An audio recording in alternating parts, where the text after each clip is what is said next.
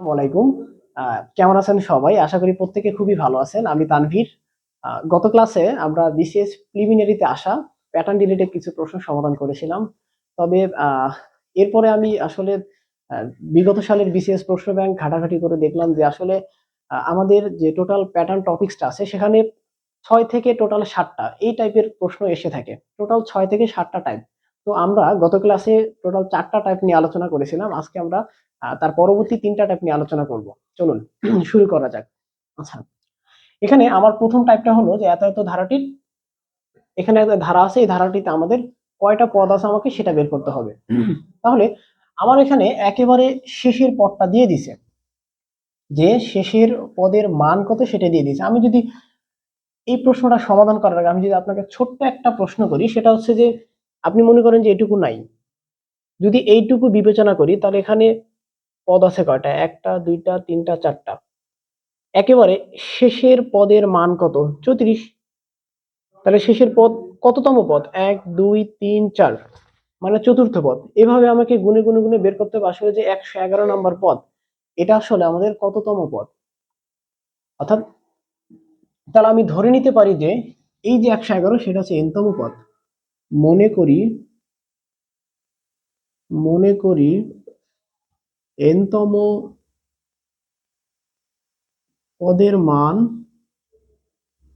১১১। তাহলে আমি n তম পদের মানে সূত্র কি শিখছি? a plus n minus one into D equal হচ্ছে ১১১। এখানে আমাদের প্রথম পদের মান কত? ১৩।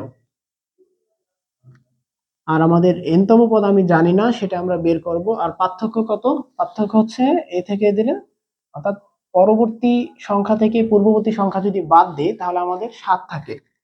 তাহলে ৭ ইকুয়াল হচ্ছে ১১১। এরপরে n minus one into D, এই ১৩টা প্লাস আছে, এ পাশে হবে মাইনাস। আচ্ছা, ডি এর মানটা তো আমরা অলরেডি বসাইছি। ১১১ মাইনাস হচ্ছে ১৩। এরপরে এত, আমার এখানে এটা যদি বিয়োগ করি তাহলে আমাদের বিয়োগ ফলটা হবে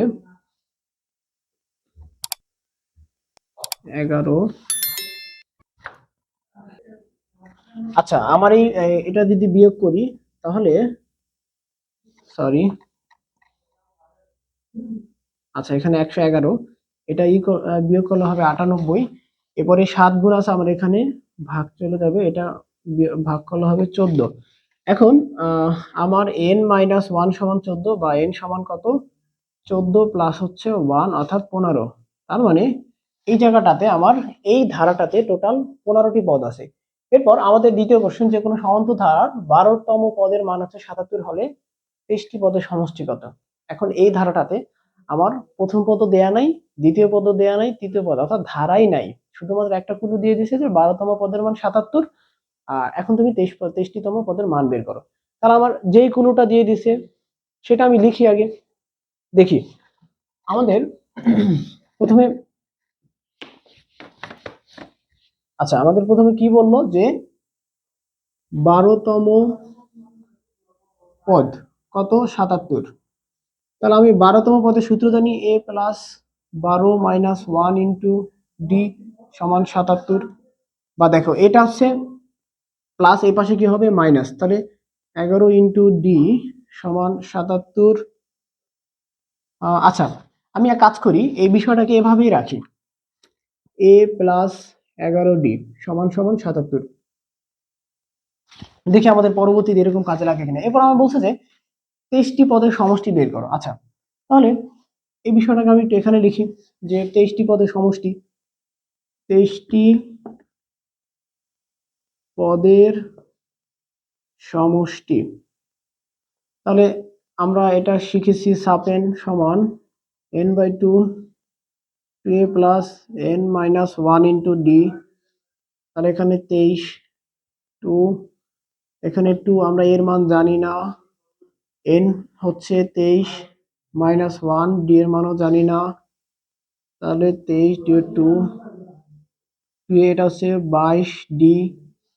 এরপরে ২৩/2, এখান থেকে যদি 2 কমন নেই তাহলে a প্লাস ১১ ডি এরপরে 8 টু কাটা 23 ইন্টু এখানে এই a প্লাস 11টির পরিবর্তে আমরা লিখতে পারি 77, দ্যাট মিনস এটাই আনসার। তার মানে দেখেন আপনাকে যখন ধারার একটা সমাধান করতে দিবে তখন তারা এরকম একটা মানে এরকম একটা রিলেশন দিয়ে দিবে যেটা দিয়ে আপনি একটা মান বের করতে পারবেন, যেটা অন্য জায়গায় বসে আপনি ধারাটাকে সমাধান করতে পারবেন। সো এখন প্রশ্নে যখন এরকম টাইপের আমাদের পরীক্ষা যখন এরকম টাইপের প্রশ্ন চলে আসে তখন আমরা কোনো মানে ভাবাভাবি বাদ শুরুতে আমরা এটা লিখে নিব, যে আমরা এটা লিখি, লেখার পরে এরপর আমাদের যেটা নির্ণয় করতে বলছে আমরা সেটাও লিখবো। লেখার পর দেখবো যে আমরা ক্যালকুলেশন করতে করতে একটা সময় ওই মান তাদের প্রয়োজন হবে, কারণ ওটার সাথে রিলেশন রেখে আমাদের এটা সমাধান করতে বলছে। আচ্ছা, আশা করি বুঝতে পেরেছেন। আর আমি আবারও বারবার অনেক সরি বলছি, কারণ আমি এখনো বিশেষ পরীক্ষা দেইনি, আমি মাত্র অনার্স দিতে বসে একজন স্টুডেন্ট। আমি বারবার এই কথাটা বলি যে যারা আর্টস ফ্যাকাল্টির বা কমার্স ফ্যাকাল্টির আছে তারা আসলে এই ম্যাথমেটিক্সের চর্চার অভাবে অনেকটা ভুলে গেছে। আমি তাদেরকে একটু মনে করিয়ে দিই, জাস্ট আপনাদের ছোট ভাই হিসাবে আমি এটা মনে করিয়ে দিই, প্লিজ বিষয়টা মাইন্ডে নেবেন না। আচ্ছা, এখন আমাদের পরবর্তী আলোচনা সেটা হচ্ছে যে এখানে বলছে 12টি পদের সমষ্টি হলো আমাদের 144 এবং 20টি পদের সমষ্টি হলো 560। তাহলে আমাদের 6টি পদের সমষ্টি বের করা। আমি বলছি যে ধারার বা যে কোনো ম্যাথের যাই সমাধান করতে বলুক আমাদের যা দেয়া আছে সুন্দর করে আমরা তা তুলবো।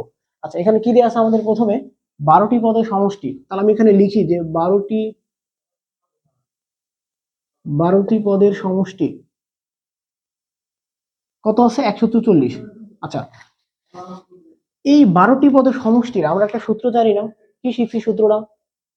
n/2 2a plus n minus 1 into D. আচ্ছা, আমরা লিখি তাহলে 12টি পদের সমষ্টি আমরা লিখতে পারি যে n/2 2a plus n minus 1 into D সমান 144। আচ্ছা, দেখুন তো আমার n এর মান কত? 12 দিয়ে দিছি অলরেডি। তার মানে 12/2 2a plus 12 minus 1 into D. আচ্ছা, এরপরে এটা কাটা দিলে 6, তাহলে এখানে 2a plus 11d, 2a plus 11d সমান 144। এরপরে 2a plus 11d equal 144 divided by 6। এটা যদি আমরা সমাধান করি তাহলে এটা হচ্ছে 2 4 24। আচ্ছা, কিভাবে করলাম? কারণ দেখেন এই 6টা যদি এটা কাটা দিই, 6 দুগুণে 12, আমরা এখানে 12 থেকে 14 যেতে হলে 2 লাগে, এই 4টাকে 2 এর পাশে বসাম, 24 4 7 24। আমি এভাবে সমাধান করলাম। আচ্ছা, এখন ভাই আপনি একটু ফলো করেন, সেটা হলো আমাদের এখানে 6টি পদের সমষ্টি বের করতে বলছে। আচ্ছা, আপনি সমষ্টি বের করেন বা পদ সংখ্যা বের করেন বা পদ সংখ্যার মান বের করেন, আপনার কি লাগবে? প্রথম পদ লাগবে, এরপর আপনার সাধারণ অন্তর লাগবে, আর আপনি কোন পদ বের করতে চাচ্ছেন আপনার সেটা লাগবে।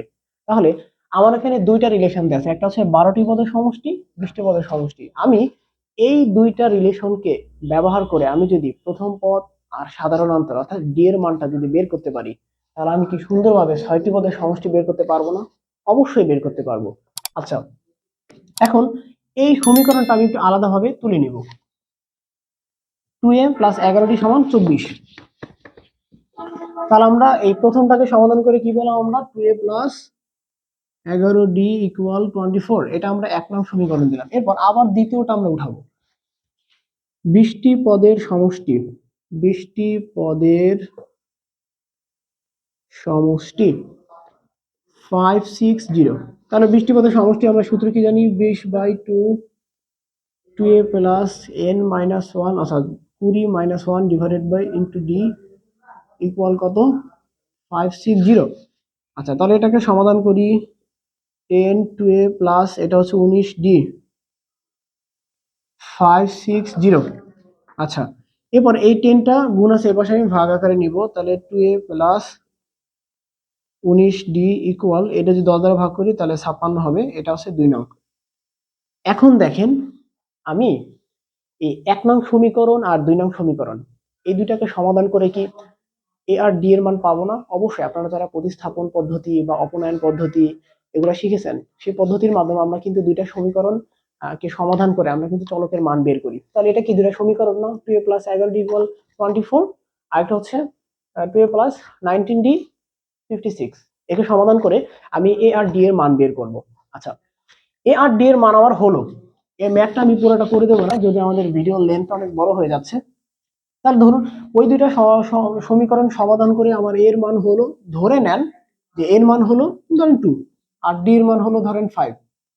আচ্ছা, তাহলে আমি এই 6টি পদের সমষ্টির সূত্রে সাব 6 ইকুয়াল হচ্ছে 6/2 a plus 6 minus 1 into D. এখন তো এই এ এর স্থলে আর ডি এর স্থলে যদি আপনি মানটা বসান, তাহলে কি 6টি পদের সমষ্টি বের করা সম্ভব না? অবশ্যই। তারপরে যদি আপনাদের বুঝতে অসুবিধা হয়, অথবা আপনারা যদি এই প্যাটার্ন রিলেটেড যে কোনো প্রশ্ন, যে কোনো পরীক্ষায়, বাংলাদেশের যে কোনো প্রতিযোগিতামূলক পরীক্ষায় এসে থাকে যে আপনাদের বুঝতে অসুবিধা হয়, আমি যদি পারি আপনার কমেন্ট বক্সে জানাবেন, অবশ্যই আপনাদের জন্য এই ভিডিওটা তৈরি করে আমি দিব ইনশাল্লাহ। আচ্ছা, এরপরে আমরা তাহলে এটুকু দেখলাম। আর মূলত আমাদের প্যাটার্ন পর্যন্ত, আমাদের এই পর্যন্তই, প্যাটার্নে আমাদের এই এতটুকুই থাকবে, কারণ প্যাটার্নে আসলে 6 থেকে 7টা টাইপের বেশি প্রশ্ন আসে না, যতটুকু দেখলাম। তো আপনারা যদি একটু, আপনারা সবাই ম্যাচিউর, আসলে আমার চাইতে বেশি ম্যাচিউর, কারণ আমি মাত্র অনার্স 2য় বর্ষের একজন শিক্ষার্থী, আসলে তেমন কিছু জানি না। আহ, যতটুকু ভেতরে আছে ততটুকু দেওয়ার চেষ্টা করলাম। আহ, যদি এর ভিতরে ভুল হয়ে থাকে অবশ্যই ক্ষমা করে দিবেন। দেখা হচ্ছে পরবর্তী টিউটোরিয়ালে। আল্লাহ হাফেজ, আসসালামু আলাইকুম।